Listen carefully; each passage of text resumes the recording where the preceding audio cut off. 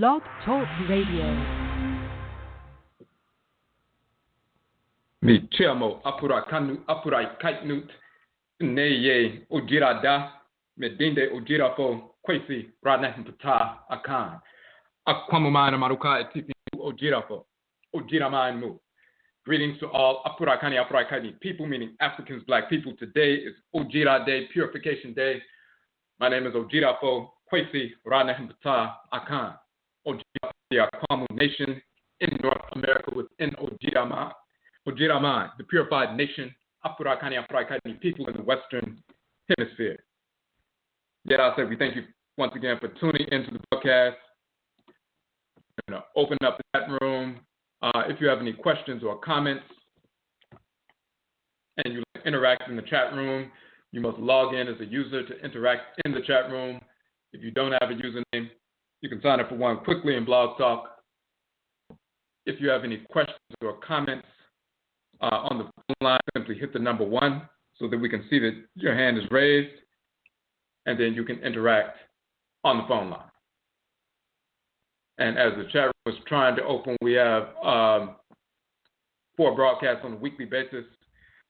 We have Akanfo, Ancient Authentic Akan Ancestral Religion, where we deal specifically on Joda on Monday nights. We deal specifically with the Akan expression of ancestral religion.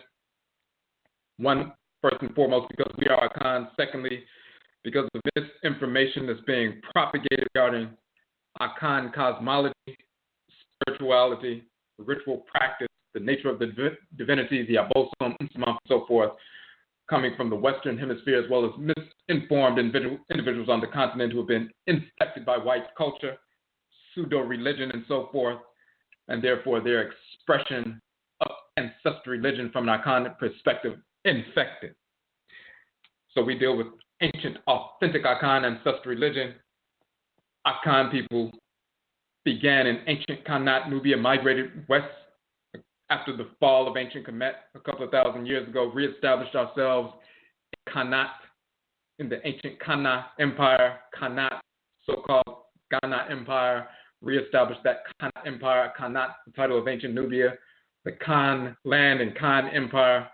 And we migrated, of course, and reestablished that in the western part of the continent. We went over further south towards the regions of today's Ghana and Ivory Coast a few hundred years ago, about 1,000 years ago, resettled there, reestablished Akana civilization there. And then a few hundred years after that, some of our people were taken from that region, forced into the Western Hemisphere during the Musuo Kessie, the Great Perversity, the enslavement era.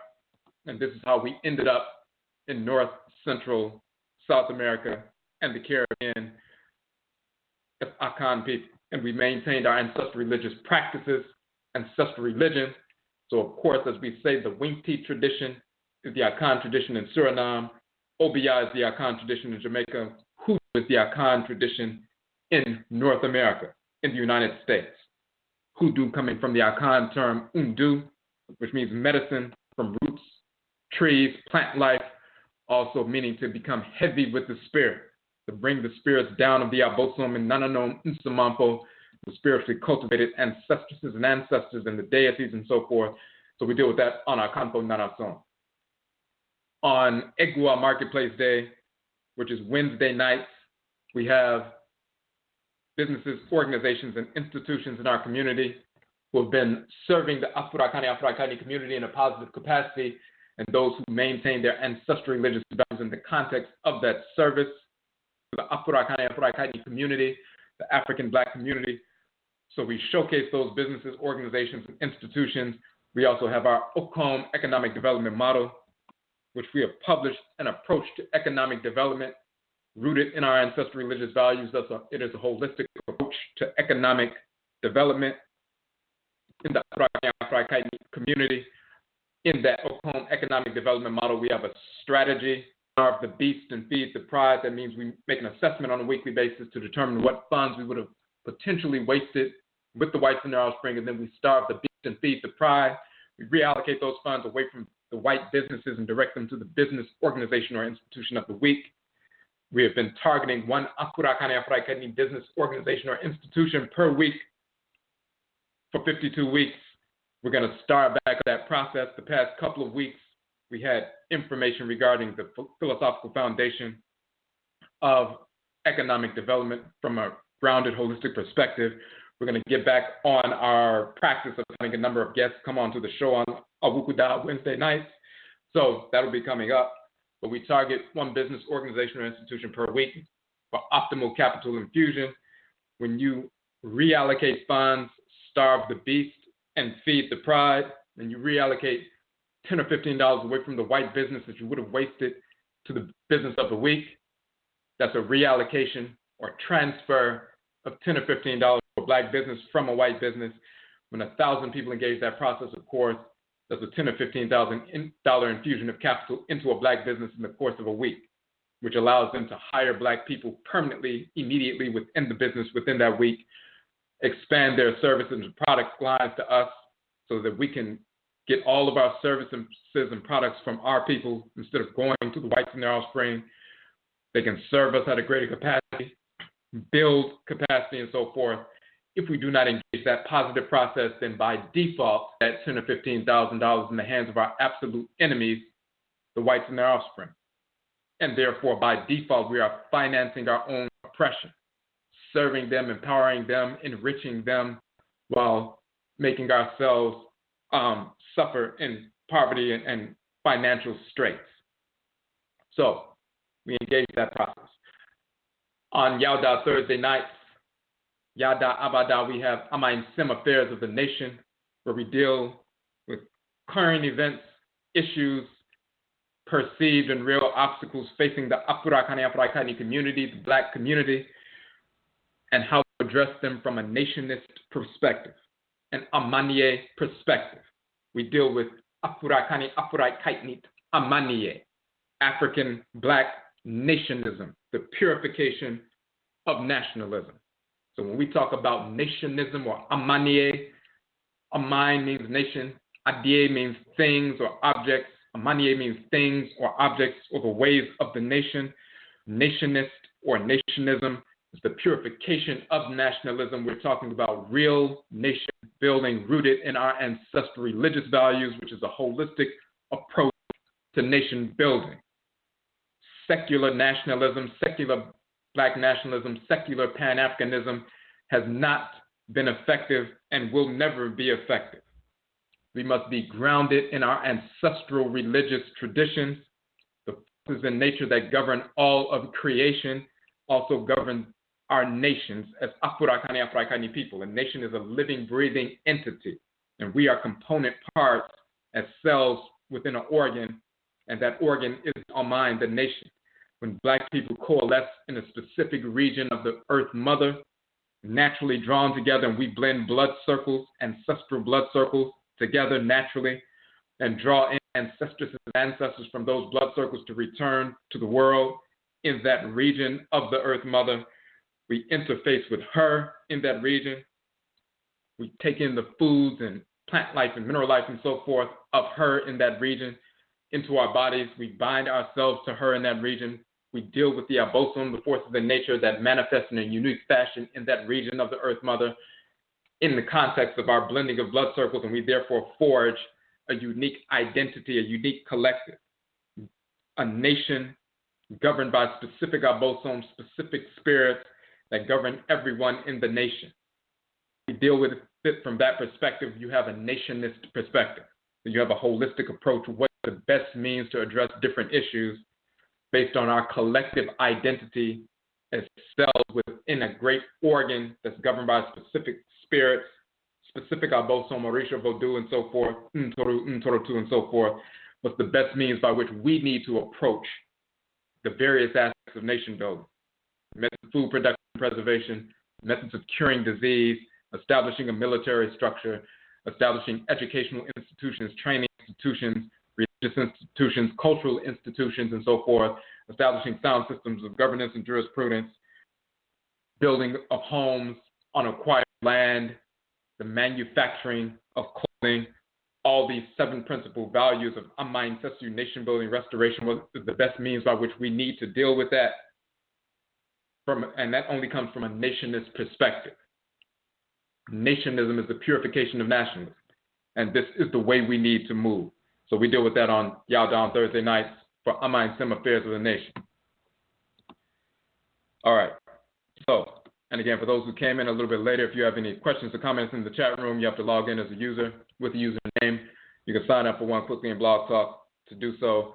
If you have any questions or comments on the phone line, simply hit the number 1 so that we can see that your hand is raised, and then we can interact in the chat room. Okay, give me 1 second. I just want to make sure this notification was correct. And let me refresh it real quick.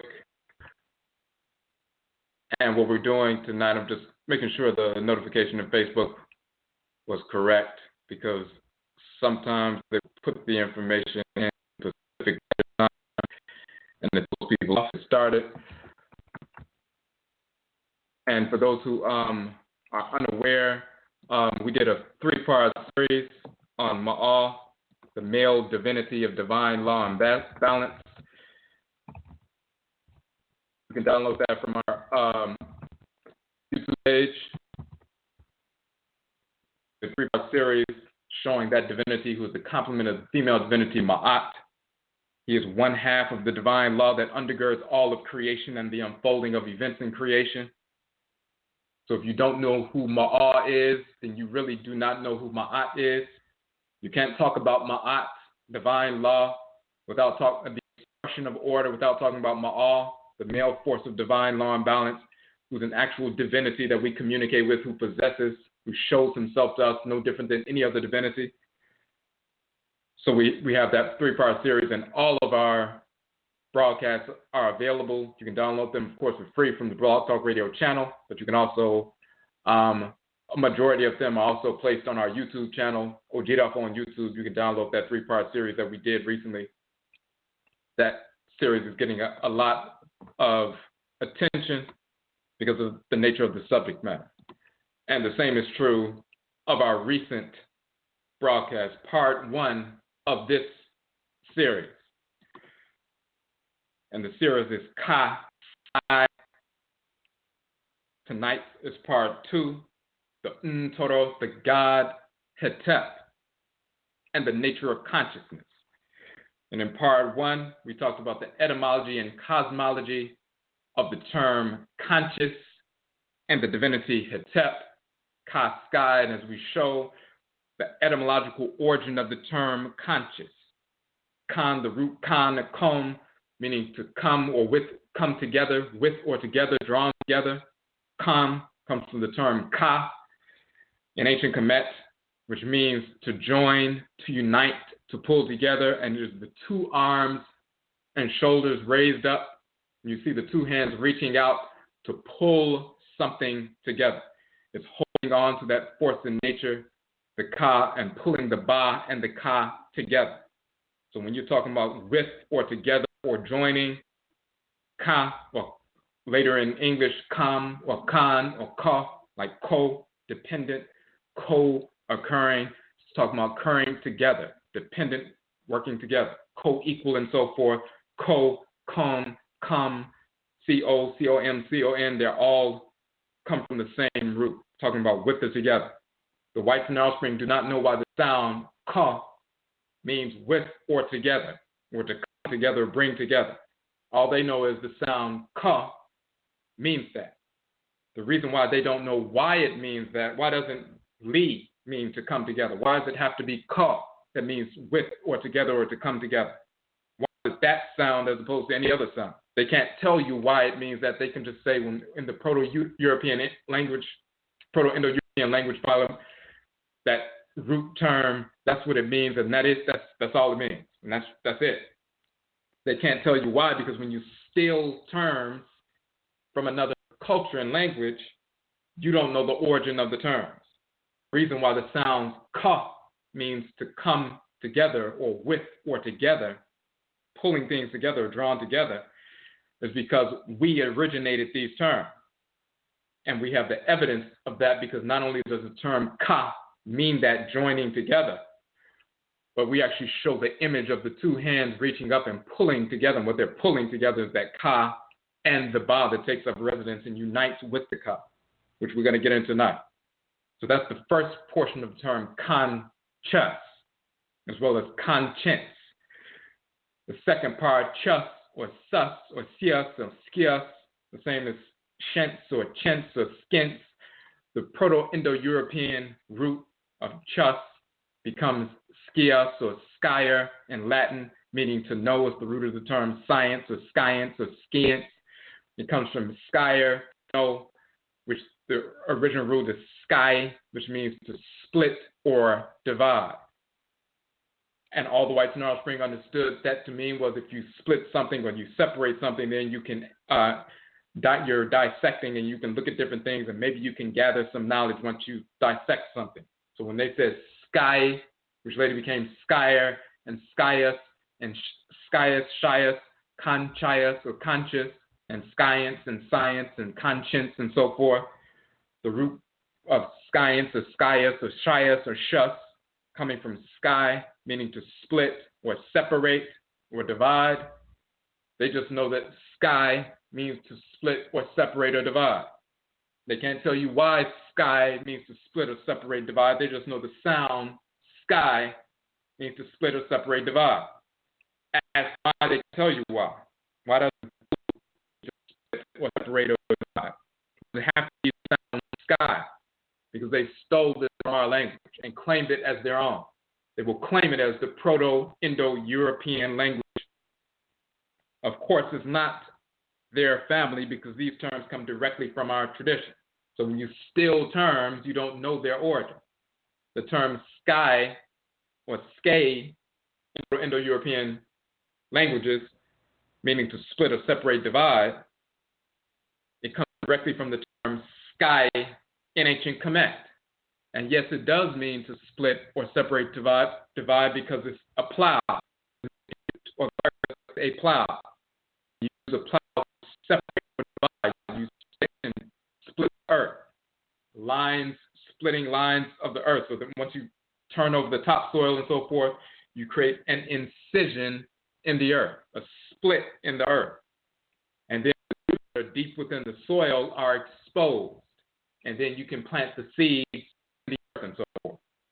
Now, we got into that in that first portion of the first part of this series, going into Ka and Sky, and then the term Ka dealing with the soul, the divine consciousness, the divinity that dwells in the head region, Ka for males, Ka'et or Kat for females, and we got into this notion of plowing. When you're plowing, as it's shown in the pyramid text, coffin text, Hetep and His, and so forth, so-called misnomer, book of coming forth by day, or book of the dead, and so forth, you're plowing in the fields of the Sekhet-Aaru, the divine fields of peace, the ancestral realm. And when you plow, there's a section, we're going to read chapter 110 in the book of coming forth by day, or the Hetep and His. Chapter 110 talks about plowing in the fields of the Sekhet-Aaru. And when you plow in the fields of the Sekhet-Aaru, the divine fields of peace, then you can sow within those fields, meaning you can plant your seeds in the nourishing soil that opened up once you made that split. The reason for the split is to reveal the nutrient soil, the nutrient-rich soil. Then you can plant your seeds down within the split, and then you can begin to cultivate that. And then eventually you reap what you sow. And when you reap those fruits and vegetables and so forth, then you can eat and you can consume them. You become empowered by them. You become strengthened by them, and so forth. That's on a mundane level. If you sow in the fields of the Sekhet-Aaru, the divine fields of peace, and you sow your seeds in those divine fields and you reach into that nourishing soil of the ancestresses and ancestors, their wisdom, then you can reap that wisdom, you can reap that intelligence, and then once you reap that intelligence, you can feed from it, and therefore you become, as it says right in the text, when you sow and reap and eat and consume and become empowered and strengthened in the divine field of peace, then you become Aku, you become an illumined one. one who's illuminated. The term for spiritually cultivated ancestor or ancestress is Aku, as well as Akut in ancient Kemet. Hold on one second.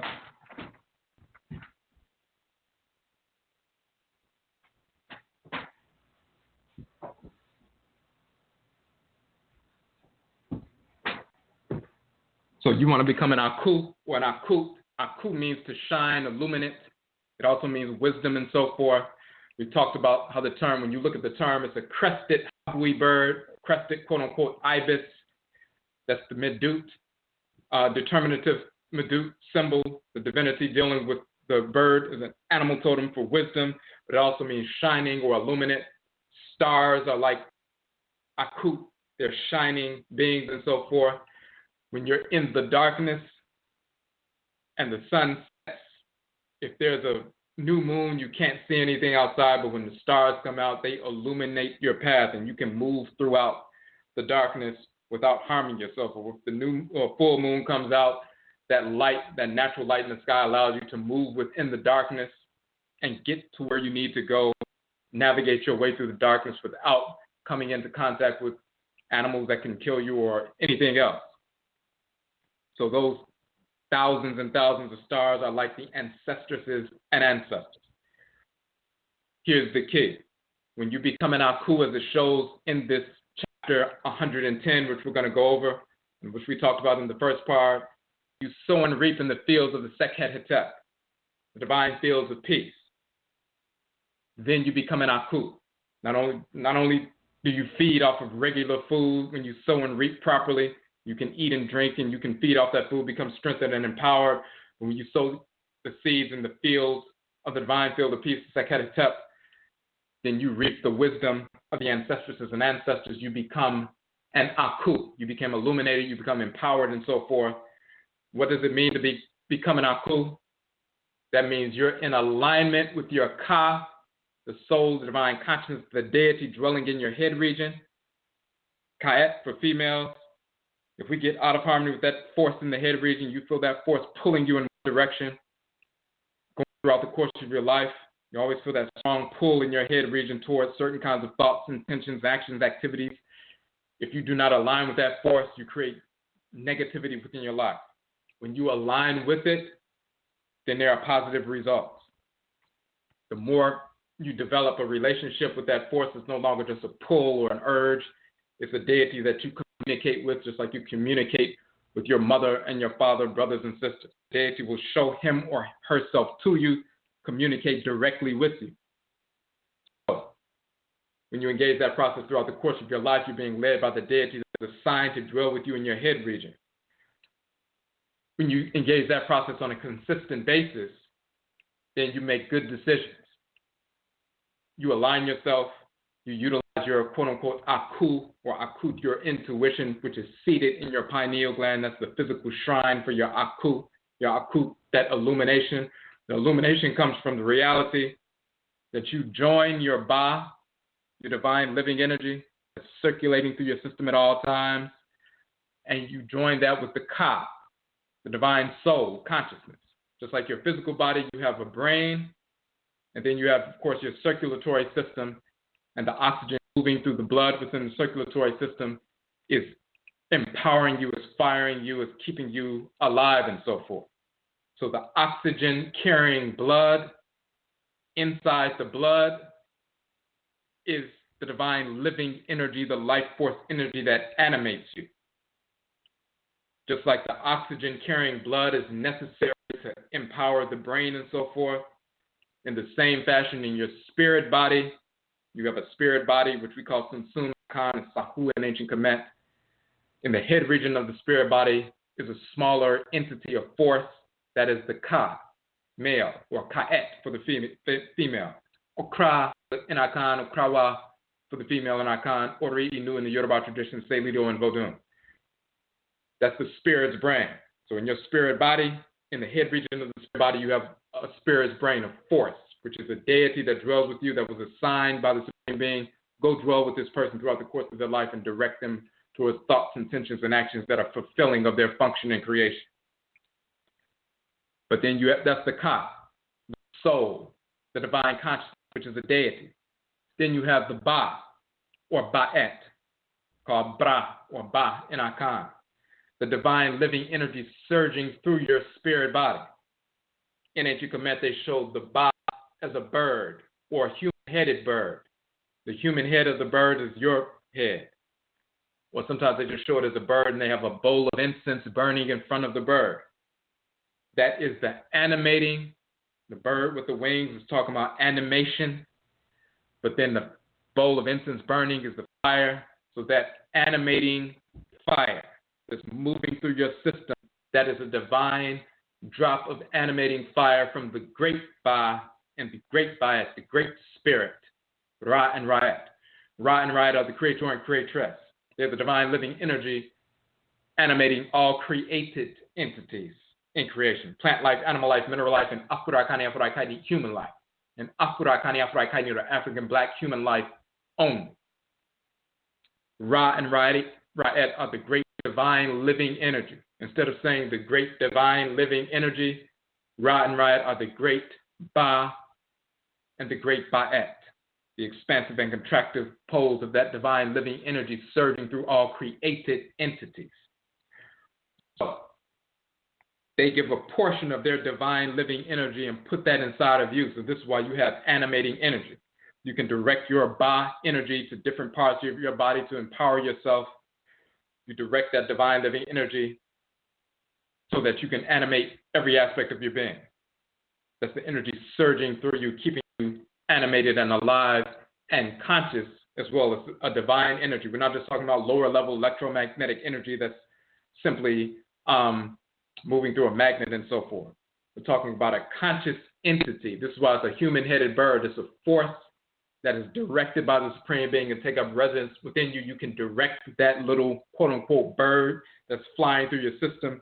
You can direct him or her to expand their power so that you can operate optimally. And that's including when you engage in ritual practice and divination and things like that. You increase your receptivity, you increase your capacity to communicate with Yabosom and Nsamanfo and increase your physical capacity and so forth. So you can direct that little bird, that little force within you to do what you need to do. When you unite the divine living energy that's surging through you, that conscious power surging within you, and it's connected with the Ka, when you unite the Ba and the Ka, then you're a whole, conscious, functioning, optimally functioning being. The union of the Ba and the Ka. And when you unite that divine living energy with the divine consciousness, then you can make proper decisions. You have power, and then you have knowledge of what you need to do, what your functioning creation is, just like everything, all the blueprints in the brain are wired within the brain for every cell and organ what they need to do. But if the brain didn't have any blood surging to the brain, if the blood is cut off from the brain, or if there's oxygen cut off from the brain, it doesn't matter how well structured the brain is and how well structured the synapses are and how many blueprints are in the brain. It doesn't matter because the brain is not going to function. You're going to be shut down. You'll be brain dead. You need that blood moving through the brain and the oxygen going to the brain. When you have the oxygen or the fire going to the brain constantly, then it's the union of the oxygen carrying blood with the brain, and then you can function optimally. If you don't do that, then it leads to all kinds of illness. The spirit's brain is the Ka. Everything's wired within your Ka and Ka, your spiritual head, the function you came in the world to execute. What part of the Supreme Being's body are you? What kind of cell within the Supreme Being's body are you? What kind of function do you have? What kind of power do you have to execute that function? Why are you in the world? Are you an immune system cell to execute immune system functions in society? Are you an excretory system cell so you can heal within the body or heal within the community and so forth? Whatever your function, whatever kind of cell within the great divine body you are is wired within your Ka, your spirit's brain. So you have that knowledge of how to function, what you are to do, what you are not to do, how to interact with other individuals, people, plant life, animal life, mineral life, in a harmonious fashion, knowledge of all these things, knowledge of how to function in harmony with divine order, dependent with other naturally created entities. You have all of that knowledge wired within the Ka, the Kayat. But in order to activate that, you must direct your Ba, your divine living energy, so you can activate that, so you can operate based on that. When you unite the Ba and the Ka, there's a fusion of the power and the consciousness, the energy and the knowledge. And when they're fused together, then you engage in activity that's wise. You become an illuminate one. You make decisions. Your intuition is key, because intuition is nothing more than the union of the Ba and the Ka. Gives birth to that Aku, that divine intelligence, that intuition, where you can apply the knowledge in an optimal fashion. The knowledge is wired in the Ka, the means by which you need to apply it to every life situation. That's your quote-unquote intuition, or your insight, and so forth. And that's seated within the pineal gland and so forth. So, just like the pineal gland will secrete hormones, give directives to different organs and systems within the body and so forth, those hormonal secretions are ultimately directed by the brain. In the same fashion, your Aku, your pineal gland, your Aku, or your intuition, forges or forms directives of action based on what the Ka is telling you to do, what your functioning creation is. Now that you know what your functioning creation is, how do you apply that to every life situation so you can live in a harmonious way? Those directions are crystallized within the Aku, within your intuition, and then you make sound, wise decisions. The only way you can do that is because you're uniting the divine living energy, the power, the Ba, that's surging through you, with the consciousness in the head, the Ka. Ba and the Ka united gives birth to that Aku, that wisdom. So when you unite those two, you become an Aku, an illumined one, a shining one, an illuminate one, and so forth. Physically, on the mundane level, your aura becomes strong and vibrant and powerful and bright. If someone sees you clairvoyantly, the same thing when you make your transition, you have the kind of spirit where it has a very bright, shining aura, vibrant aura. If you were sickly, then your aura is dim and thin and weak and so forth. The shining illuminate ones, when they show up at a shrine or show up, you can see that vibrant, powerful aura. They're no different than akin to a star in the sky that's shining brightly, or a very, very dim star. This is why they're associated with stars. Not because we came from other star systems. That's pure stupidity. That's Negro nonsense, aping the whites and their offspring. But that illumination piece, when you see a vibrant spirit moving, they literally give off that shining aura. So you become that because you, as we unite the Ba and the Ka, the Ba'et and the Kayat. How do you do that? How does that occur? We know about, okay, you got to unite the Ba and the Ka. How does that take place? Because you unite the Ba and the Ka, you become an Aku, you become an illumined one. You can utilize the power and the consciousness in a harmonious way, fuse that energy and consciousness together to create directives for action, wise decisions, and so forth, and direct the course of your real life in a wise way. And it benefits you, it benefits your family, it benefits the Afro-Kaitni community when you're wise, when you're an Aku or an Akut, physical world as well as in the ancestral realm, when you're guiding people from the ancestral realm, from your ancestral family who still live here on earth. You become an Aku, Akut, or Nananom Nsamanfo, or one of the Egungun or Kuvito and so forth, the wise, honored ancestors or ancestor, then you're benefiting the clan and so forth. How is it done?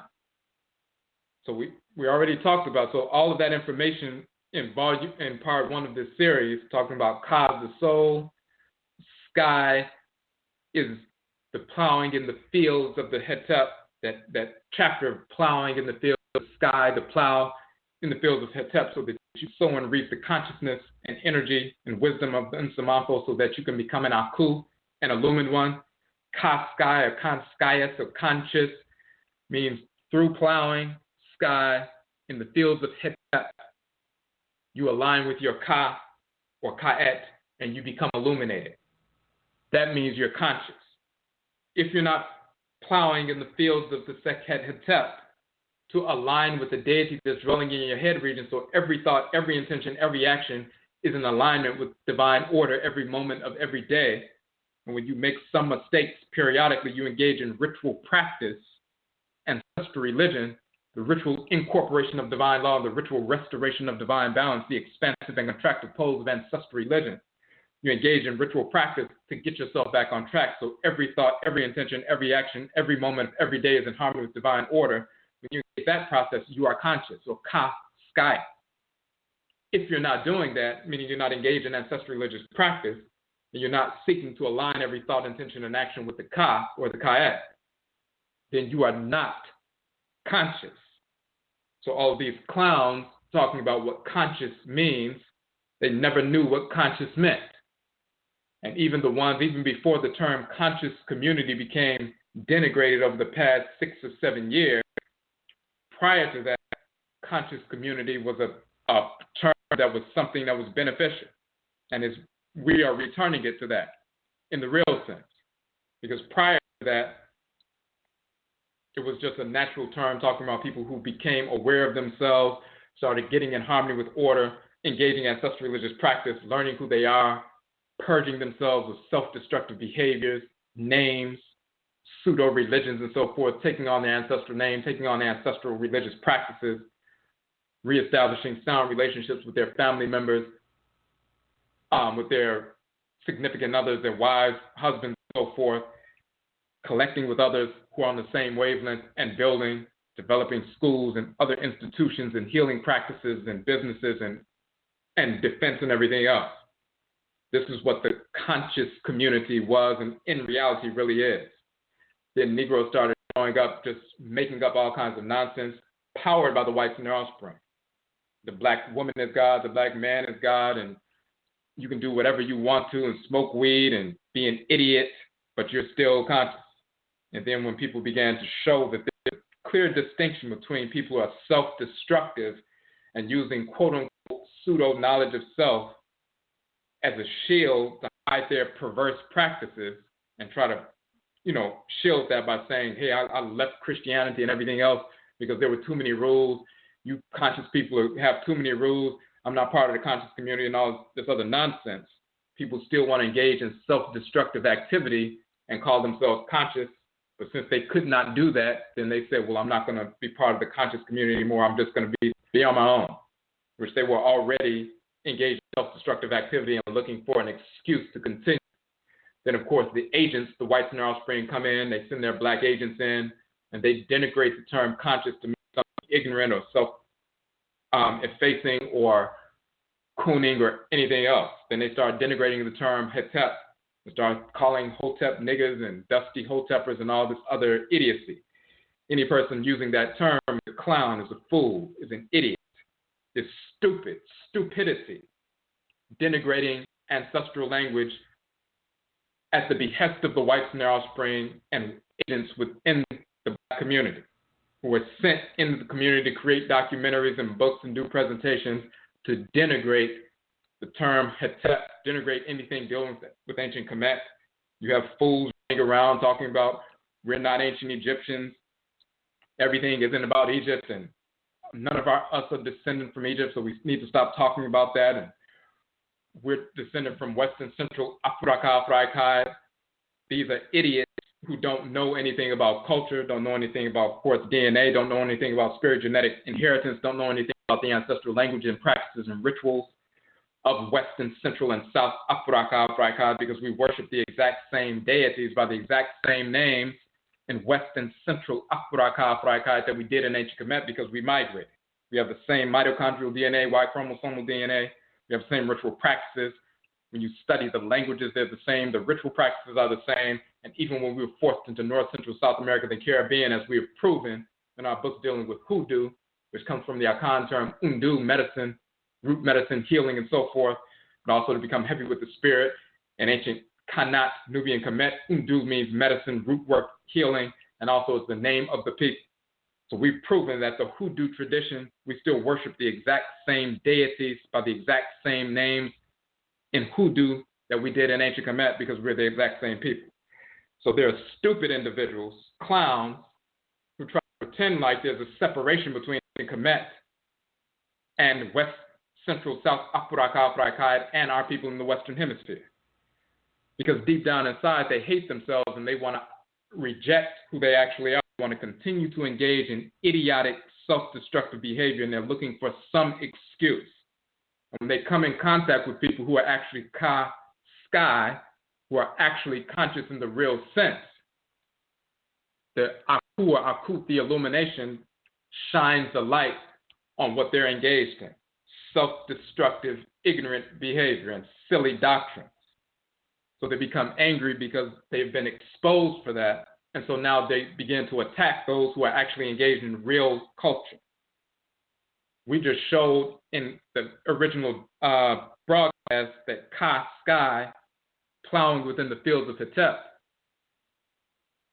and aligning with the Ka to become illuminated or aware in the real sense, there's a connection cosmologically with Hetep and SKAI or conscious.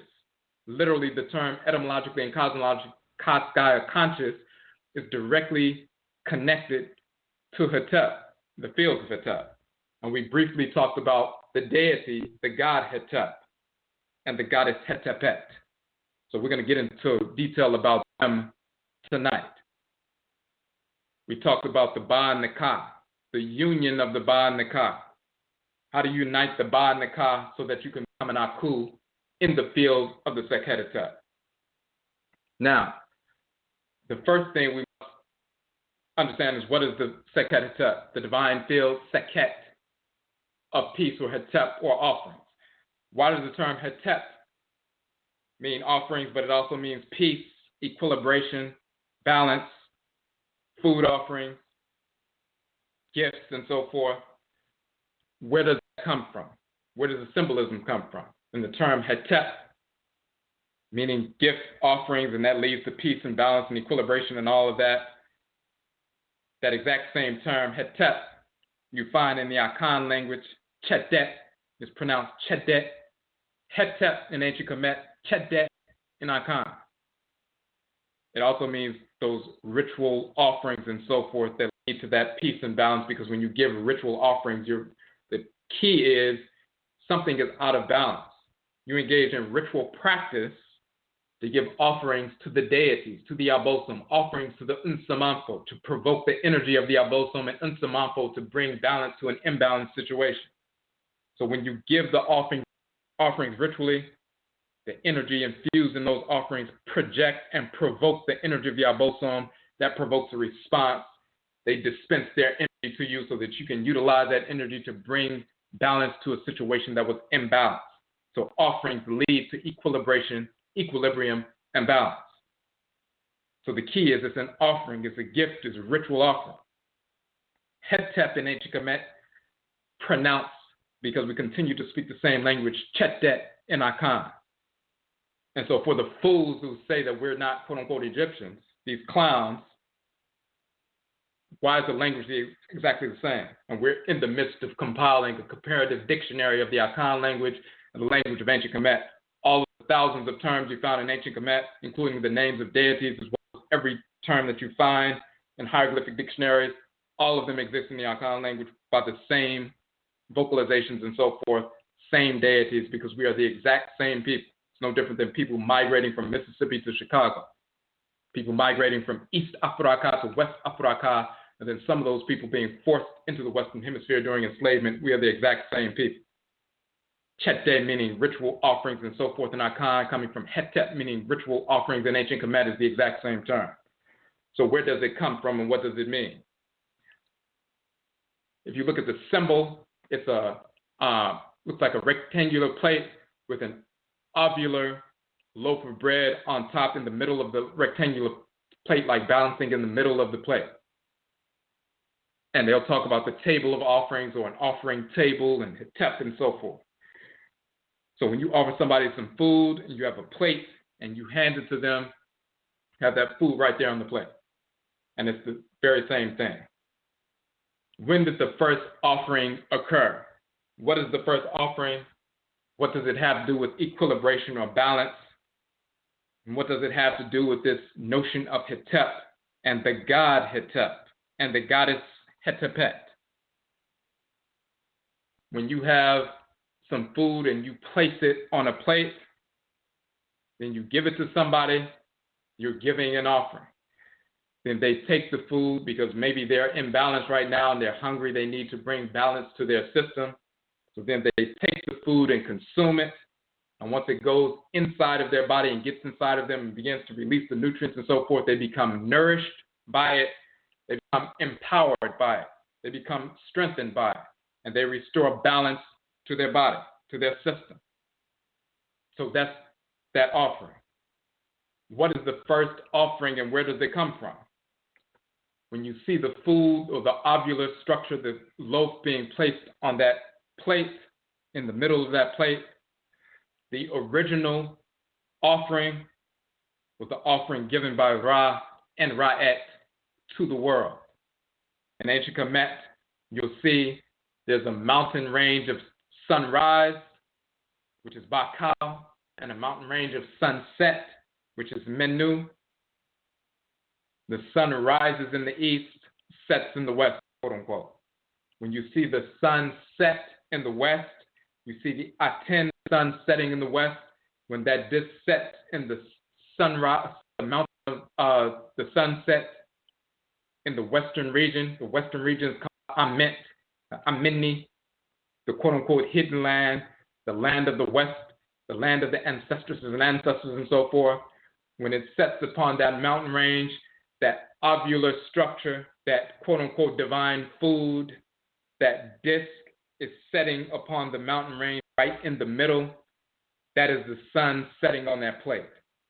And then the sun eventually goes down deep within the earth and disappears in the hidden Amen land.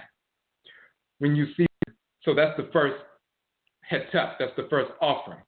Ra and Ra create the world, then they give their divine living energy. They place it inside of the primordial earth so it can move through the primordial earth and empower the primordial earth. They give an offering of fire, power, and energy, divine living energy, to illuminate, to enliven, to empower the earth. They set the Aten on the mountain range on that primordial plate, just like you see the Hetep symbol with the loaf of bread setting on that plate. And then you take the loaf of bread out and you consume it. That sun, the disk, is consumed or set, so it goes deep down within, up under the surface, and goes into the quote-unquote underworld.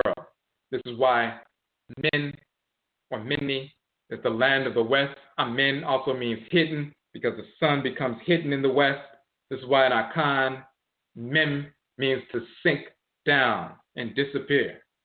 Now, if you look at the great Ntoro, the goddess Nut, in the sky, she's bent over the male divinity Geb, who's the crust of the earth. He is not the earth planet itself. Asase Nebet-Hetepet and Asase Nebet-Het are the two, Nebet-Pet are the two earth mother divinities. Asase Nebet-Hetepet and Asase Nebet-Pet are Asase Afua and Asase Ya in Akan, the two Asase or two earth mother divinities in Akan, the same Asase goddesses in ancient Kemet. Once again, the exact same deities in West Afuraka that came from East Afuraka because we were the same people. For the clowns who think there's a separation between Kemet and culture.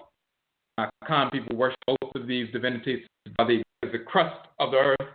Nut is bent over Geb, and she has the stars in her body. She's the atmosphere surrounding the surface of earth. You'll see that Nut is bent over. Her face is in the western region. Her reproductive area, her womb, is in the eastern region. They say she gives birth to the Aten. She gives birth to the sun in the morning. The sun comes out of her womb in the morning in the east. When the sun rises, right before the sun rises, sometimes the atmosphere becomes reddish, and that's akin to Nut. They will say that Nut is bleeding before she gives birth to the sun. And the atmosphere becomes a little reddish, pinkish, and then the sun rises. She gave birth to the sun in the east. Sun sails across the sky. When the sun sets in the west, they show Nut breathing in or swallowing the sun in the west. So she gives birth to the sun in the east, and she swallows the sun in the west. This is why the term Minni means to become hidden. Mini is the land of the west, the Amini land. Mini means min, and minim in Akan means to sink down, disappear. Mini in Akan also means to swallow.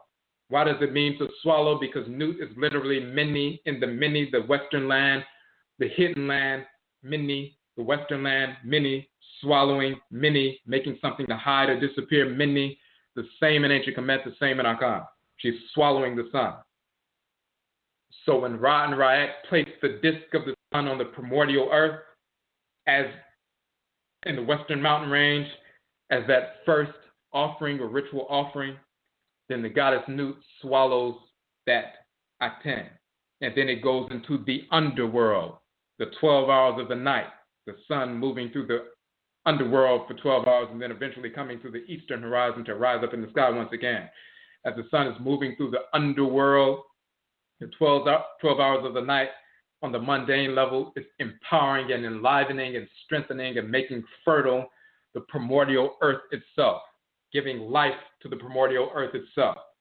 That's on a mundane level. The earth was first being created. When that sun set and penetrated the earth, it enlivened the earth. This is why Ra and Ra'et gave that gift, that offering, that Hetep and so forth to the primordial earth.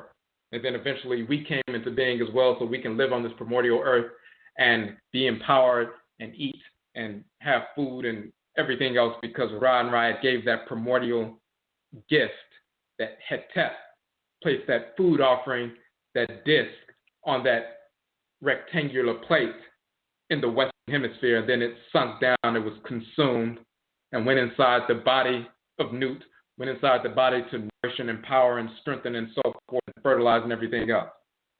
That's on the mundane level. But even when we make our transition into the ancestral realm, our spirits separate from our bodies. Our sun sets, we go into the west, we go into the ancestral realm, the quote-unquote underworld and so forth. There's the 12 hours of the night. You go through the judgment scene with Ma'at, the dual hall of Ma'at and so forth, Usech Ma'ati. Your heart is weighed against the feather. If you lived in harmony with divine order and you invoke the 42 different divinities by name and you attune your spirit to theirs, and they search through your spirit. That's what the 42 enunciations of Ma'at, as we talked about in our broadcast and in our book, Kokobo. You invoke each one of those 42 divinities one by one. You align your spirit with theirs. They search your spirit out to make sure you lived in harmony with their functioning in creation. And once you pass that test, your heart is weighed against the feather, your heart is balanced and so forth, and then you can move forward towards your journey towards the ancestral realm. Before you get there, however, you must go to the boat of the divine ferryman on the divine ferry boat. And the god Ma'ah, as we showed in our 3-part series, on the god Ma'ah, he governs that divine ferry boat. He will not allow you to cross the river that separates, was the dividing line, the balancing line between the physical realm and the ancestral realm. He won't allow you to cross that until you pass the test that he puts you through as well. So you go through the judgment scene of Ma'at, then you go through the judgment scene of Ma'ah. And when you deal with both of them in balance, then you can get to the ancestral realm.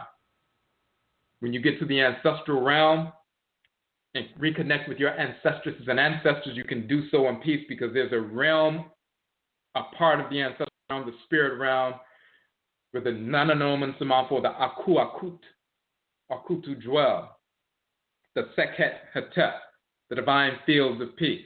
The key is when the sun sets, the divine sun sets, and the spiritual force within the sun is moving through the primordial earth, and they show Afura moving through his night boat in the underworld. He's operating through the night sun and so forth. He's bringing power and illumination to the different aspects of the spirit realm. Those who were not living in harmony with order when they were alive and just earthbound and hanging out and anxious and so forth, when his boat moves by them, he gives them some illumination for a specific period, gives them some hope that they can realign themselves, release that anxiety and so forth, and recollect themselves and get to the ancestral realm. But when he gets to the fields, the Sekhet-Aaru, that divine power of the sun illuminates that region, empowers that region, fertilizes that region, and the ancestresses and ancestors in that region, the Akutu, are empowered and energized and renewed and rejuvenated and so forth. and those who dwell in that region receive that power, illumination, rejuvenation, and so forth. That means the divine Ba and Ba'at, Akfura, and also Akfura'at moving through the underworld empowers the Sekhet-Hetep, the divine field of peace, that fertile field that we take up residence in. And then there's the Sekhet-Aaru, the divine field of divine food and plants and so forth. And that's empowering. Once that field is empowered or fertilized and made nutrient rich and so forth, because Ra's divine sacred boat is sailing in the underworld and gets to the Sekhet-Hetep, fields where Osar is and where he's taking up residence and ruling, and that's his seat of government there. Once they get to those fertile fields, and it's akin to the fertile fields of the Delta in ancient Kemet, where they're fully watered and lush and green and everything. In the ancestral realm, that region is the Sekhet-Hetep with the divine food and so forth. Once he gets to that region, he fertilizes that, and it becomes empowered and fertilized and everything else. The ancestors feed off of that. The spirits who come into that region, you're an ancestral spirit, you move to that region, you can get to the fertile field and you can begin to plow in that fertile field, because Ra and Ra'at, as Akura and Akfura'at, have enlivened that field and fertilized that field and made it nutrient rich. You can plow in that field, you can sow the seeds of your consciousness in that field, and then you can reap that wisdom within the field. And once you reap that wisdom and reap the energy of Ra and Ra'at that has been implanted and infused within that field, and you sow within that field, plant your seeds and so forth, sow within that field, that divine living energy of the Ba and Ba'at, now you're empowered, you got power. And then you align it with your Ka, your soul, your mind consciousness. You just aligned your Ba and your Ka. And then you become an Aku, you become an illuminate ancestor or ancestress in that field of Hetep. The reason why you can do so is because when Ra sets in the west, gets in that boat, is sailing through the underworld, there are certain parts of the 12 hours of the night that are very dark. There's one section in the realm of Sekher where it's no longer sailing through a river, it's moving through a area where it's nothing but sand, and they're dragging the boat through the sand and so forth, and there's darkness and so forth. But when they get to the Sekhet-Hetep, with the divine field of peace, and then the divine field of reeds and so forth with the divine food, that's the fertile area, that's where Osar is and Osset and Nebet-Het and so forth. That fiery energy, the divine Ba or Ba'at, the divine living energy of Ra and Ra'at, fuses that energy into that field and makes it fertile, empowers the ancestresses and ancestors who are there. When you get to that field, because you pass the test of Ma'at, you pass the test of Ma'al, he allows you to get in the ferry boat, cross that sacred river, and you get to that field. Now you can sow in that field, and what you reap is that divine power of Ra and Ra'at. You energize your Ba, your divine living energy, that little drop of energy you got from Ra and Ra'at, because you're sowing in that field. And then you unite that with your Ka, your consciousness, the divinity in your head region, and you've aligned your power, which has been rejuvenated because of Ra and Ra'at, Akfura'at. You unite that with your Ka, your consciousness, and you become a whole being. You become an Aku and Akut. And now you have the capacity to apply wisdom. All of that is tied up into that piece. The reason why you are able to do that in the Sekhet-Hetep, in that divine field, the reason why you're able to sow and reap within that divine field, because that divine field is a receptacle. That divine field is governed by the god Hetep, and the goddess Hetepet, the god Hetep in the image for the show. The god Hetep governs that field. The goddess Hetepet governs that field. They receive in that field the energy of Ra and Ra'at, and they hold that energy there. When Ra and Ra'at are moving through the area of Sekher, where it's dark and it's double darkness and so forth, and they're simply bringing light and illumination to those spirits who are not spiritually cultivated, but they're still seeking hope that they can one day become cultivated and so forth if they get on their job and so forth and stop dwelling in anxiety. He brings illumination as he's sailing through those regions. But when he gets to the Sekhet-Hetep, his divine living energy is grounded and held and utilized and fuse within that divine field. Who is it that takes the energy, the divine Ba, the divine living energy of Ra and Ra'at, and encapsulates it in that region of the Sekhet-Hetep so that the ancestresses and ancestors in that region are constantly being fertilized and rejuvenated and so forth? It is the god Hetep and the goddess Hetepet. They hold on to that energy of Ra and Ra'at. That field remains fertile and is able to be rejuvenated and so forth. And when you go to that field and you invoke the god Hetep and the goddess Hetepet, you provoke their energy and they release that renewed energy, that fertile energy that's within that divine field there. You eat from the foods there, you get empowered there, you get that Ba energy, Ba'at energy within your spirit. You align it with your Ka, you activate your Ka and so forth, and you become an illuminated being, you become an Aku and Akut. You do that in the ancestral realm. You do the same thing in the physical world when you go into ritual. When you go into ritual, you go into the spirit realm anyway. When you pour libation, invoke divinities at the shrine and so forth, the spirit possession, leave the physical world and your spirit goes to the spirit realm. And you engage the same process. You go to the Sekhet-Hetep, you plow in the fields of Hetep and Hetepet. You invoke them, you communicate with them. They allow you to surge and sow and reap their energy. And you consume that energy and drink that energy and so forth. And then you empower your Ba, your Ba'at, divine living energy, connected with your Ka. Then you become illuminated. And so when you come out of ritual, you renewed that connection between the Ba and the Ka. You renewed your power, linked to your Ka, your consciousness. You have wisdom because you can apply that consciousness to directives for action for every aspect of life. And you renewed your Ka SKAI or your consciousness because you plowed in the fields of the Sekhet-Hetep. You invoke the god Hetep, you invoke the goddess Hetepet, and you're able to do so. The god Hetep, of course, and as well as the goddess Hetepet, of course, the term Hetep is derived from their names. It's not the word is a word Hetep, and then they name the god after the word. The divinity comes first. The male divinity to Hetep, the female divinity Hetepet, who are governing that divine fertile field that encapsulates or holds the energy of Ra and Ra'at, the divine Ba, divine living energy, the divine Ba'at, so that that field can remain fertile. So when we come to it, we can sow and reap within it and draw that energy out and empower ourselves and rejuvenate and renew our own Ba and Ba'at, and reconnect it to our Ka and activate ourselves. So when you invoke them, you can invoke the energy of Ra and Ra'at as it moves through the underworld.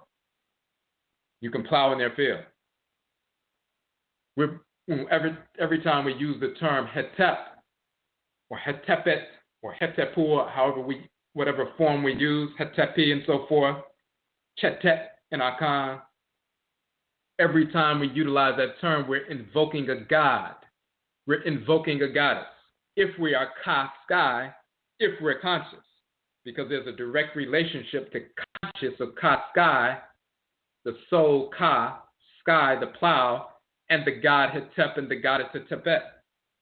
This is why consciousness and quote-unquote Hotep have always gone together. The pseudo-teachers, pseudo-scholars, pseudo-elders, pseudo-professors, pseudo-nationalists, pseudo-linguists, pseudo-spiritualists, ritualists, people who give themselves all kinds of titles, have never told you about who the god Hetep and who the goddess Hetepet are and their function in creation, their relationship to your own Ka, your Ka'et, your Ba and Ba'at, to your soul and your spirit and your capacity to develop your intuition to make sound decisions throughout the course of your life. They have not been able to tell you or show you or have the capacity to understand who these divinities are and how they're directly related every decision you make in your life. Because when people give themselves silly little titles, clownish little titles, and allow people to call them master teachers and everything else, that kind of foolishness clouds and clogs their vision. And they're more concerned about some minor egotistical nonsense because deep down inside there's an insecurity, there's a self-hatred. So they want to cover for that insecurity, which is rooted in self-hatred and ignorance, trying to be something that they actually are not. So they'll give presentations about Ma'at. They'll talk about culture and talk about Pan-Africanism and talk about nationalism and what we need to do and socialism and how we need to operate and how we need to come together. And they have absolutely no clue. They don't even know what the Ba and Ba'at and the Ka and Kayat actually are. You can't come together with other Afro-Akani people if you can't even come together or unite. Ka, Kayat, come together. Kan, unite your Ba and your Ka in a harmonious fashion so that you can become an Aku and Akut and illumine one and make good decisions. Because once you make good decisions and have that humu, that insight, then you can make good decisions with regard not only to yourself, but your family, your children, those who you're in connection with, and nationism, the purification of nationalism.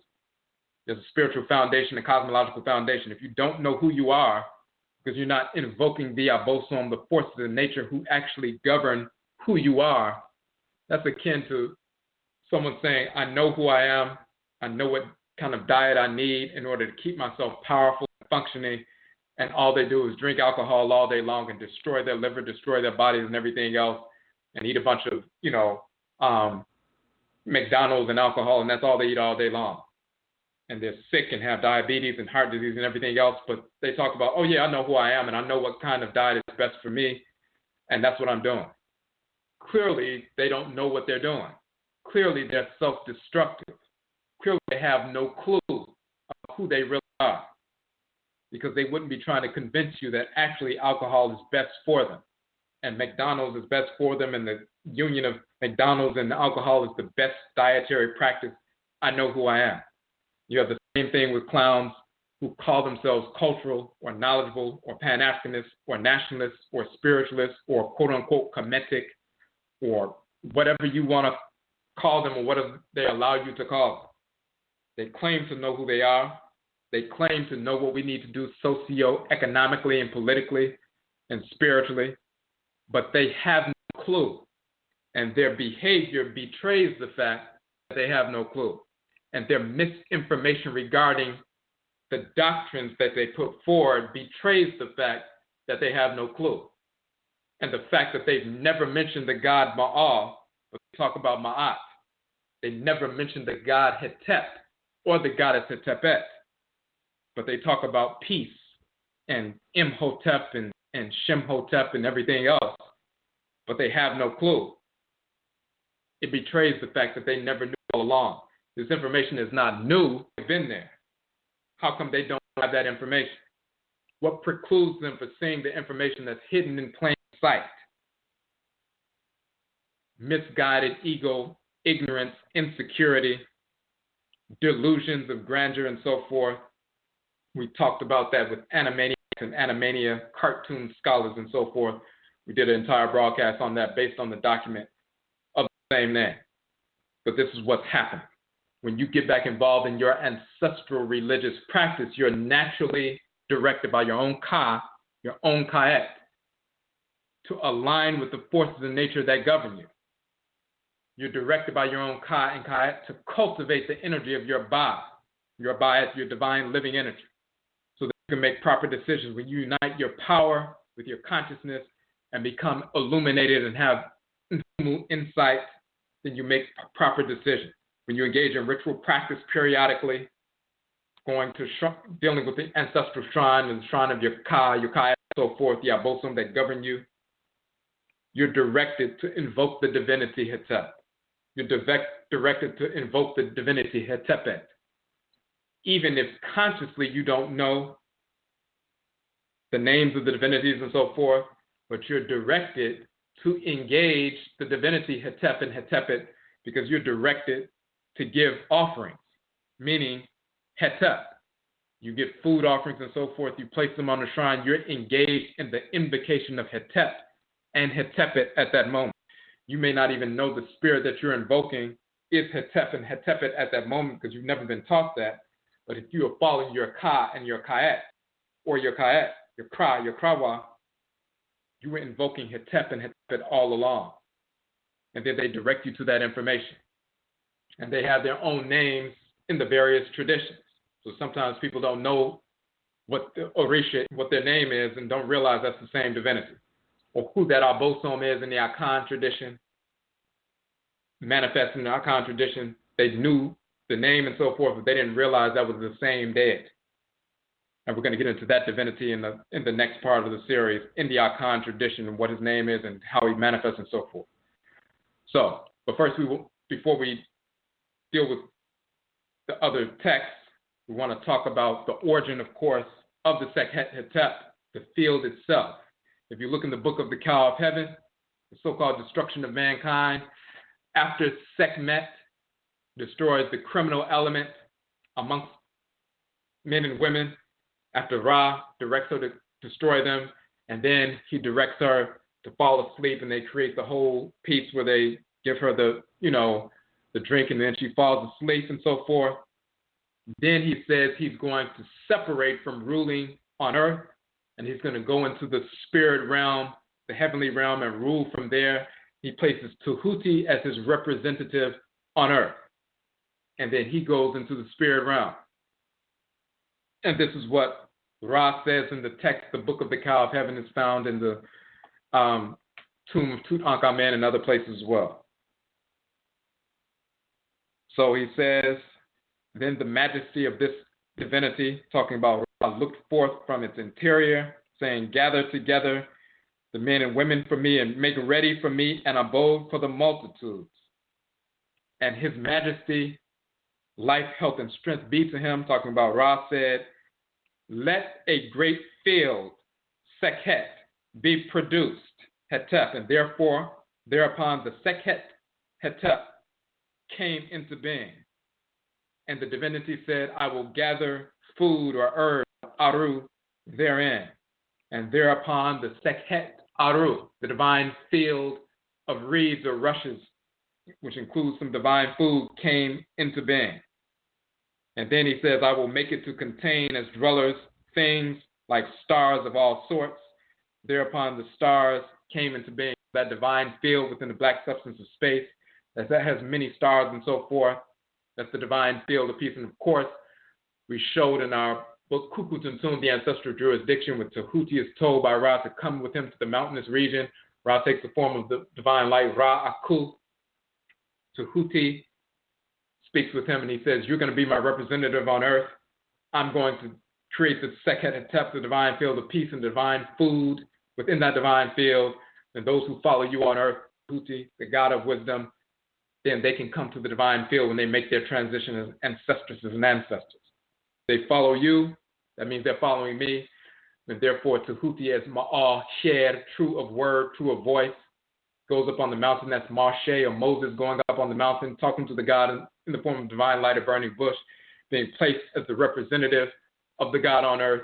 And then the promised land with the milk and honey, food from heaven coming into the promised land. All of that is stolen from this particular text.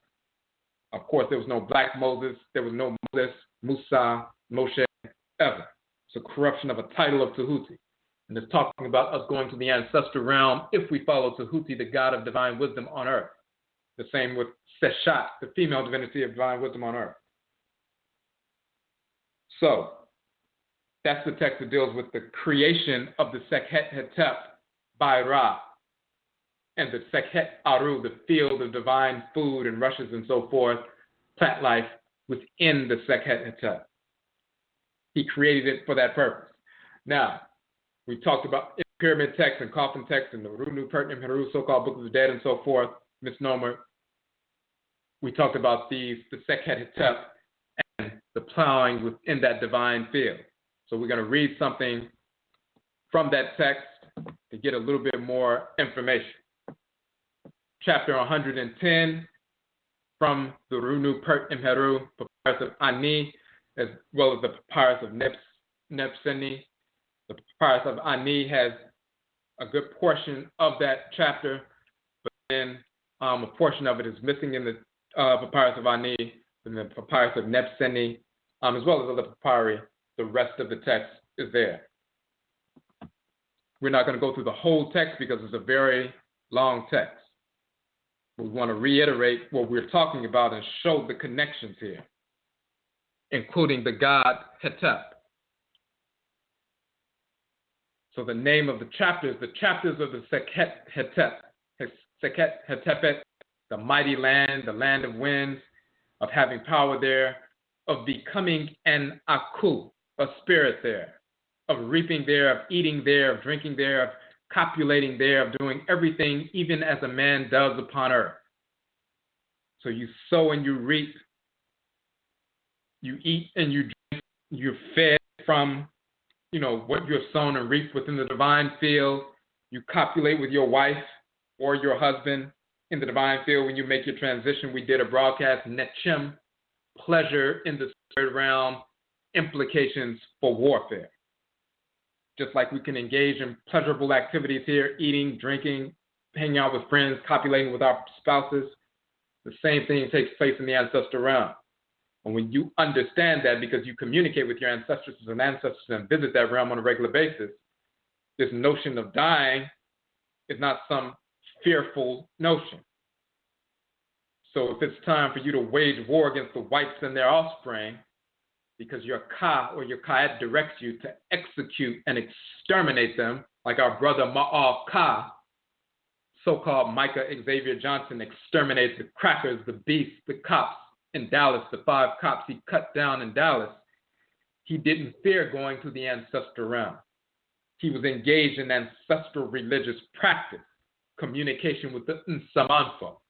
He already knew what awaited him in the ancestral realm. He looked forward to the pleasure that existed when he took residence and reposed in the ancestral realm. So he didn't fear going there. He looked forward to it. Before he checked out, he's going to take these beasts out. When the brother Hetep and Ra, or Sa Hetep and Ra, also known as Gavin Long, 10 days later in Baton Rouge, took the cracker cops out, executed the beasts. He did not fear going to the ancestral realm. He looked forward to the Netchim, the pleasure that awaited him in the ancestral realm.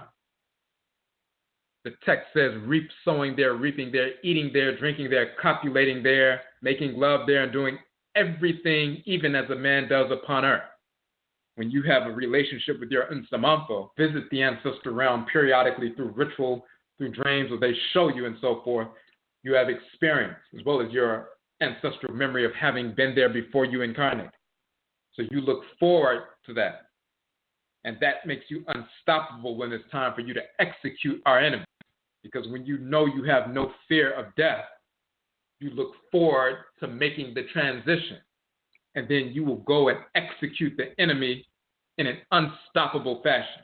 When you communicate with your Ka, your Ka'et, they cannot stop you from communicating with your Ka and Ka'et. When you communicate with your Nsamanfo, your ancestresses and ancestors, or the Abosom, the deities, they can't stop that communication. And when they direct you to stand up on a particular day and cut them down, execute them, exterminate them, then you are unstoppable. And this is why they fear ancestral religion. This is why they fear and demonize Vodou and Juju and Hoodoo, because it is that which led to their execution, their extermination, forced the end of enslavement. It's what led to our brother Ma'al Ka cutting down those 5 beasts in Dallas, and Asa Hetep and Ra cutting down those beasts in Baton Rouge. And it's going to lead to many, many more of our people cutting down these beasts, and they do not know when it's going to happen, where it's going to happen, how it's going to happen, because they cannot control or sanction what comes from your Ka or your Ka'et. So they seek to make you fear ancestral religion, demonize it, ridicule it, and so forth. And part of that process is sending Negro agents, criminals, coons, idiots, clowns into the community to corrupt this notion of what the Ka and Ka'et is, consciousness is, what Hetep is, and so forth, denigrate it, ridicule it, and make you not want to have anything to do with it. The proof of that is Negro saying, I don't call myself conscious. I'm not part of the conscious community. Because agents coming in talking about extraterrestrialism and Nuwabianism, all that perverse, dissexual, homosexual, pedophilic pseudo-culture, talking about coming from other galaxies, talking about sleeping and being promiscuous with all kinds of people and so forth, and you can do whatever you want to because there are no rules, smoking weed, drinking, being degenerate, being filthy, being idiotic. You can be a clown, you can be a buffoon, you can be a gregarious idiot and still call yourself conscious, and people see that and say, well, I don't want to have anything to do with it.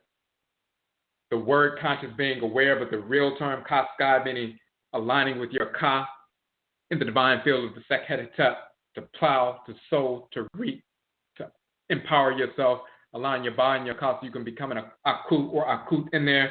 You don't have nothing to do with that. You don't know anything about it.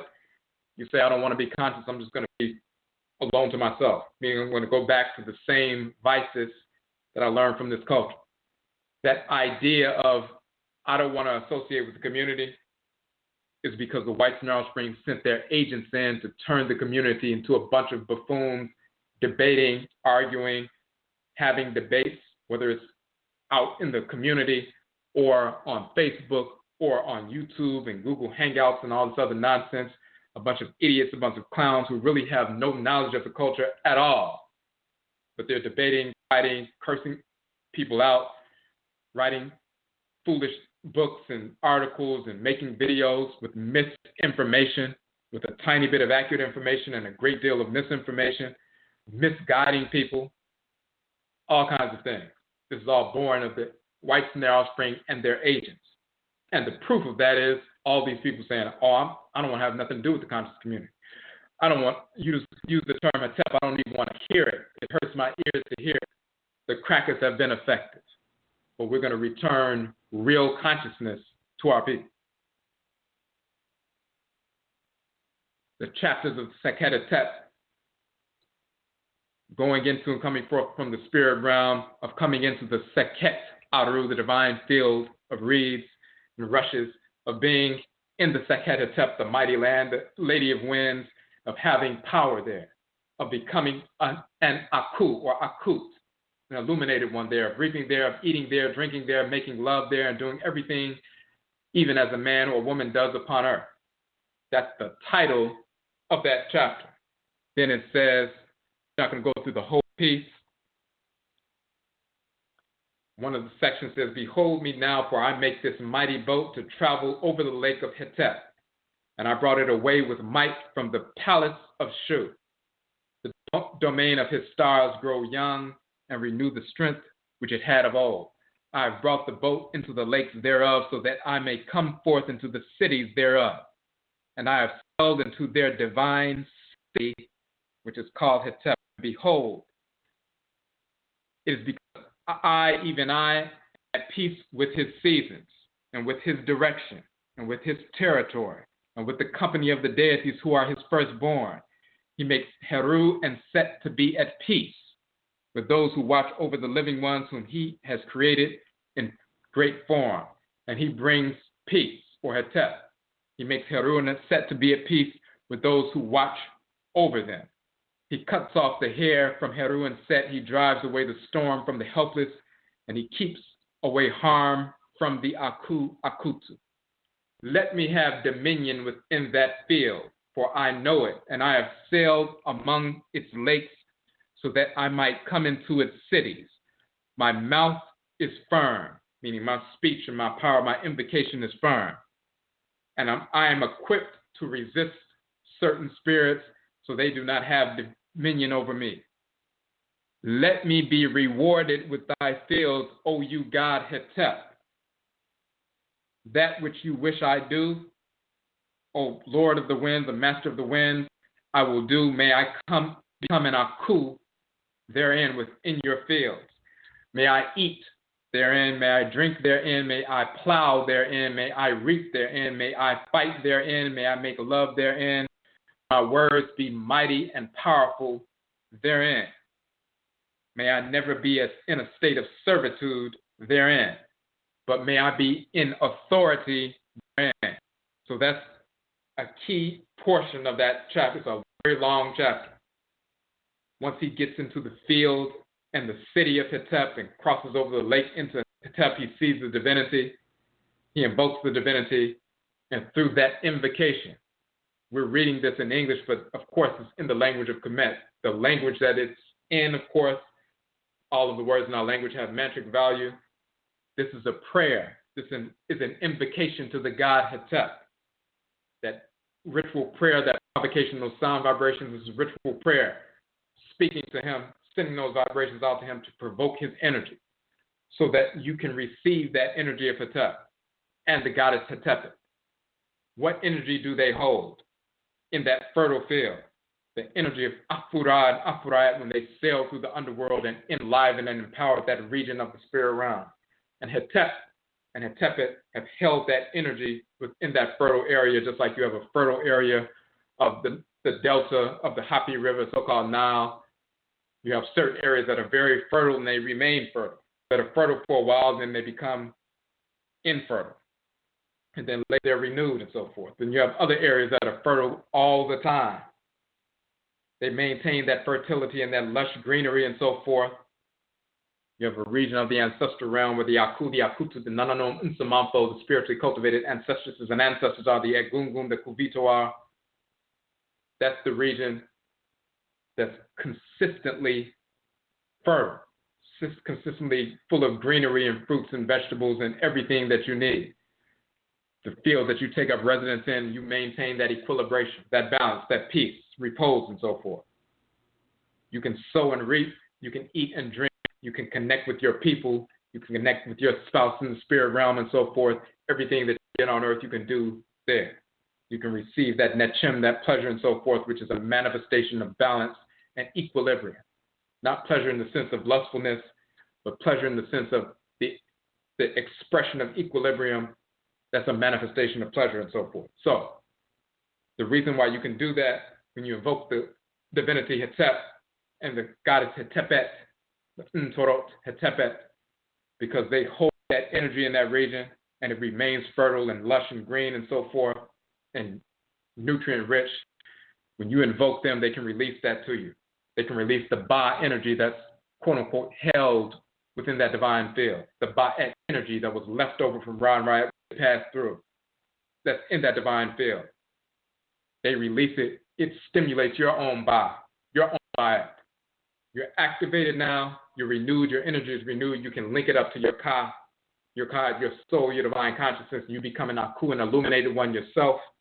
Aku and Akut in the spirit realm, but also in the physical world when you engage in ritual practice.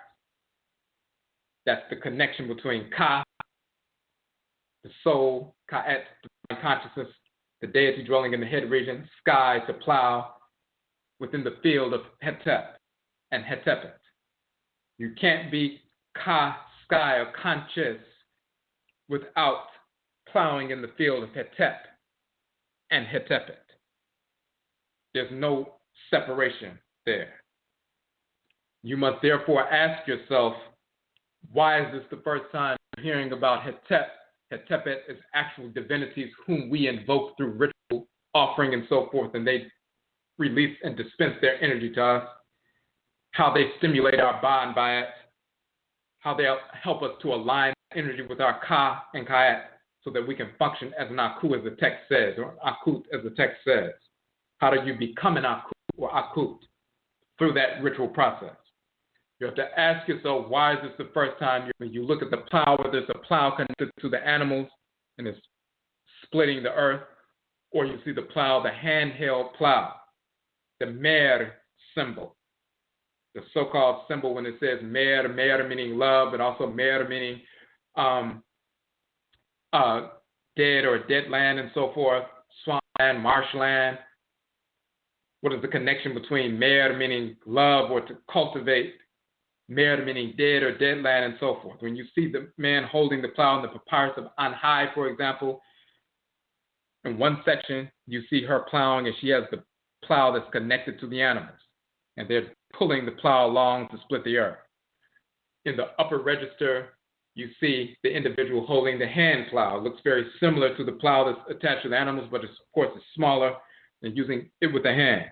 When we talk about Ta, Meri, and Mer is showing that symbol of the plow, but Mer also means death or dead. The association with that cultivation And dead, some people say, well, Tameri means the land of cultivation or the beloved land or the fertile land and so forth. It actually means the dead land, the land that dies, mer, which is the precursor to resurrection. As we proved in our term, more means dead because mer is the origin of the term more. And mer also means socially dead, physically dead, and spiritually dead, and so forth. Socially dead means a slave, a vassal, servant, one who's afflicted, and so forth. But then spiritually dead, the meru are the spiritually dead, plural, mer, singular. That connection between mer, meaning cultivation, and dead, when you take that mer, or that so-called plow, and you use it to make a split in the earth so you can reach the nutrient-rich soil and plant your seeds therein, what are you actually engaged in? Yes, you're engaged in quote-unquote cultivation, but that's an English term. Are you cultivating the soil? When you split it with the plow, the handheld plow, the mer, so you can put the seeds in it, what are you actually doing? You're actually engaged in an ayie process. You're engaged in a funerary process. When you split the soil with the mer, with the plow, with the so-called hoe or plow, the handheld plow, you're splitting soil. And then you're taking a seed and you're planting it in the soil, and then you cover the seed up. You just buried the seed. No different than someone burying a human being. But because they mummified the human being, engaged in ritual practices, the burial takes place, but then the rituals make the spirit rise up and quote-unquote resurrect. In the same fashion, we bury the seed. That's a burial. You're engaged in a funerary practice. That's the connection between mer, meaning to cultivate. But what is it really cultivation? It's really splitting the soil so you can bury and cover up the seed and then leave.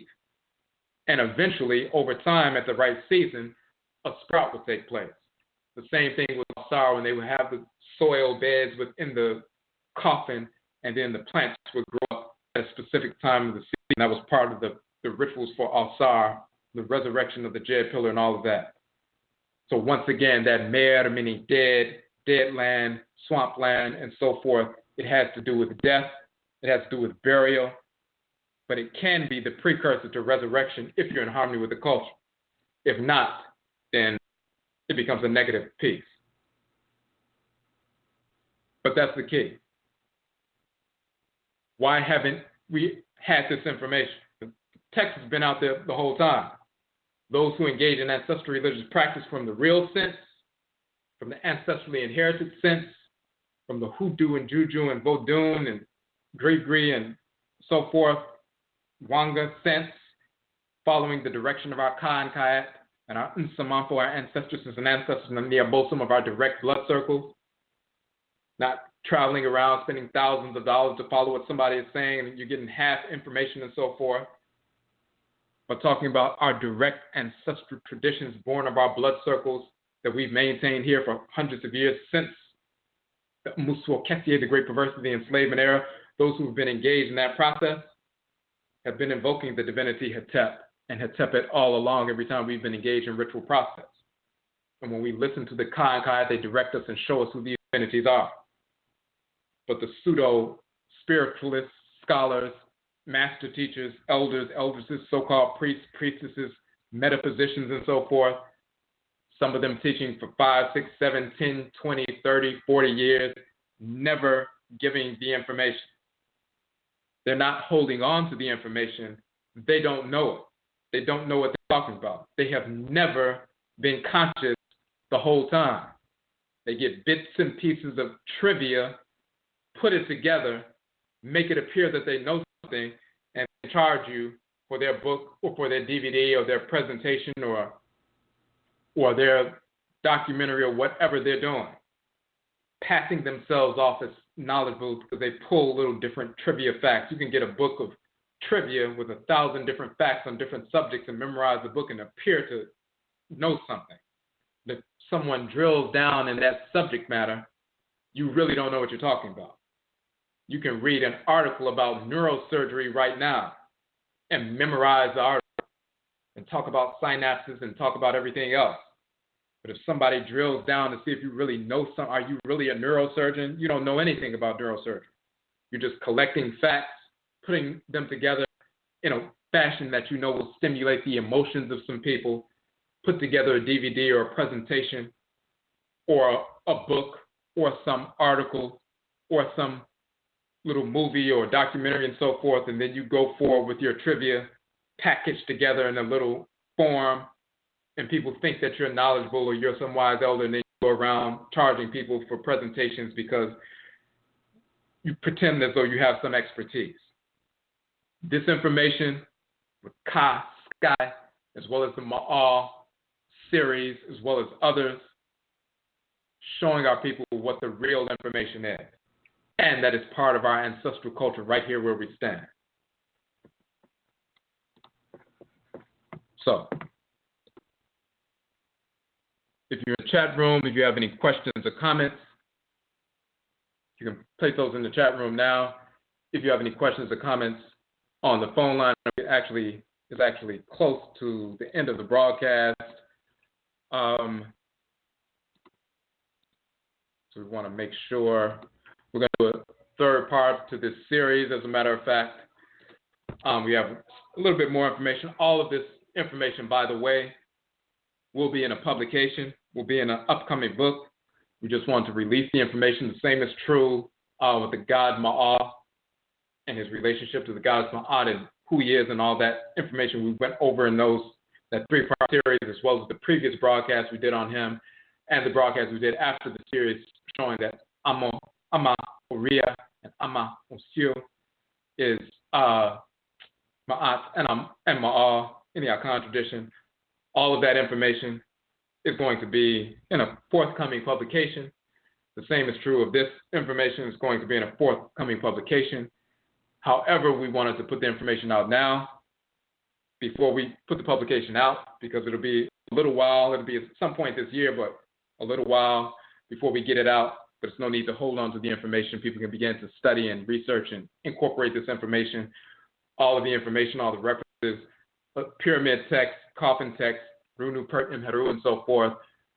When you just Google Sekhet-Aaru or divine field of offerings, divine field of peace, of course, you're going to see images of the divinity. You're going to see these actual papyri, see these actual texts and so forth. We're going to go into some more detail in the next broadcast, showing in the Akan tradition who this divinity is and the animal totem associated with the divinity and so forth. So you can get all that information. It exists. People just haven't been able to see that kind of information because they've been misinformed on one hand. They want to pretend like they actually are informed. Ego blocks them from seeing this kind of information, and therefore they're just misinformed for years, even decades. The reason we're able to get this information is because this is hoodoo or hoodoo analysis. When you practice ancestral religion, then you have the keys to unlock information that deals with ancestral religion. If you do not practice ancestral religion from a real perspective, not just imitating somebody or going to somebody's rituals or going to get divination from a Babalawo or watching somebody do a ritual or doing something they told you to do, that's not ancestral religion. It must be born of your direct ancestral blood circle. The Patriclan and Matriclan are both some divinities, Orisha, Vodou, that are connected to your blood circle, that have been with you since you've been here in the Western Hemisphere, since the Musuo Kessier, the Great Perversity, the Enslavement Era, divinity governing your Kra, your Krawa, your Ori Inu, your Selido, the Unsamanfo of your blood circle. If you're not dealing with them, then you're not engaged in ancestral religion. You're just imitating somebody else's expression from the continent or the Caribbean. But you're not engaged in your ancestral religious practice, which is unique to our people in this Western Hemisphere since we've been here.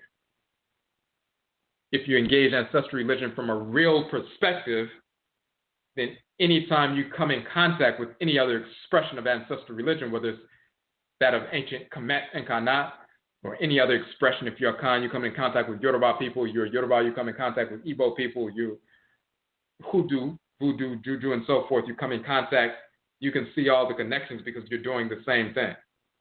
But if you're not practicing ancestral religion for real, then you're like the individuals who promoting themselves, but have never given you this basic information about who the god Hetep and Hetepet are, who the god Ma'ar is, or even Ra'et or Aminet, or the various divinities that we talk about because they are central to our function and creation.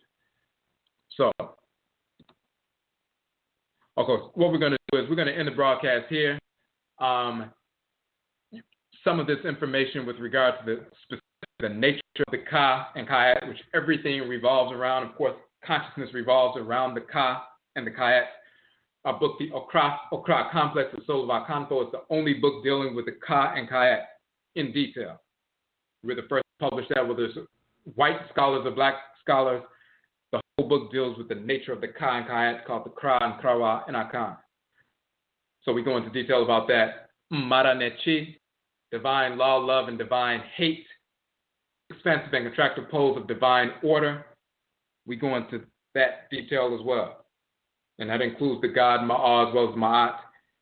You can't understand divine order, what your functioning creation is, that's wired within your Ka and Kayat, if you don't understand divine law, love, and divine hate, the expansive and contractive poles of order.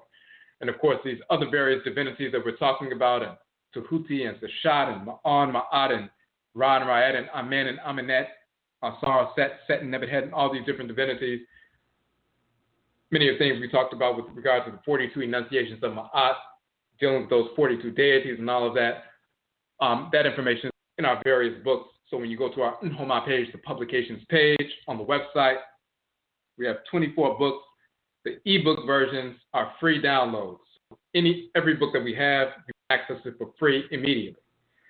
We also have the soft cover versions of all of our 24 books, and they range between $8 and $11.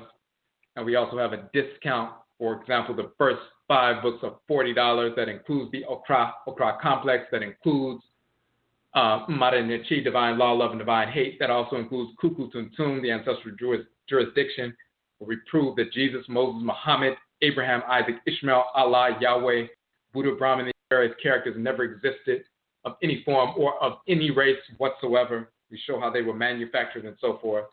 Also deals with the Uben Sheng, dealing with ritual practices, shrine work, ritual song, ritual dance, ritual prayers, ancestral and deity possession, communication, and so forth, talismans, amulets, oracular divination, nature worship, these various things that we're engaged in. So all those books are part of that first 5 books for $40. You'll see all that information on the site. And we also have 30% off for any order of 10 books or more. The first 10 books are $66 for the first 10. Now that includes More Means Dead. That includes the Kokobo book showing that dissexuality, homosexuality was never accepted in ancient Kemet. The divine prohibition against dissexuality as found in the Runu Imperu, and so forth, a number of different things. So you can get that information there. We'll be announcing our next event coming up. The next major event coming up is our conference, second annual Echisan Ancestral Religious Reversion Conference here in D.C. It will be in March. We're going to nail down the date and have that for you most likely by the end of this broadcasting week on Yauda. Waiting to get that information back to confirm the date, but it's going to be in March, somewhere around the equinox, second annual. We'll have a number of presenters from different parts of the country dealing with ancestral religion, from our ancestral inherited perspective, the voodoo tradition in the United States. Prior to the migration of the Haitians, we had voodoo in the United States that's been passed down through our blood circles for hundreds of years. The Hutu tradition, the Akan tradition, the Juju tradition, the Yoruba tradition, Gullah Geechee traditions, and so forth. So we're going to have presenters from different ancestral religious expressions born of our blood circles here in the Western Hemisphere, just as we did last year. And of course, it's a free event. All of our events are free. We'll be informing you about that. And also, we have our Akongwa Suyadain, our institution of learning, healing, training, employment, entrepreneurship. We already have that going, of course. We have our entrepreneurship program. If you would like to begin to generate money immediately, you can sell our books as an independent distributor. Purchasing our books wholesale, 35% off. Selling them retail, you're independent, working for yourself. Notwithstanding your past work history, you can begin that process immediately. We need to have solutions, economic solutions for our people who need immediate work, and we have that capacity. We're working in that capacity already. Our classes will be able to expand when we open up our center, Akongwa Suyadain, We're working to raise funds to open up a center.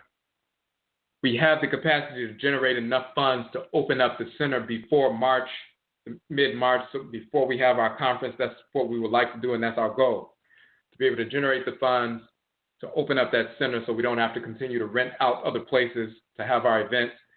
We'll be able to expand employment opportunities when we open up the center, as well as class offerings, trainings, so when people come out, not only are they empowered through culture, transforming their lives and their communities, engaging in the nation-building process, establishing homeschooling collectives, and everything else in entrepreneurial activities, but also we have our entrepreneurial piece, and we'll have greater employment opportunities within the printing and shipping division of our publishing arm, because we do all of our publishing, printing, and shipping in-house.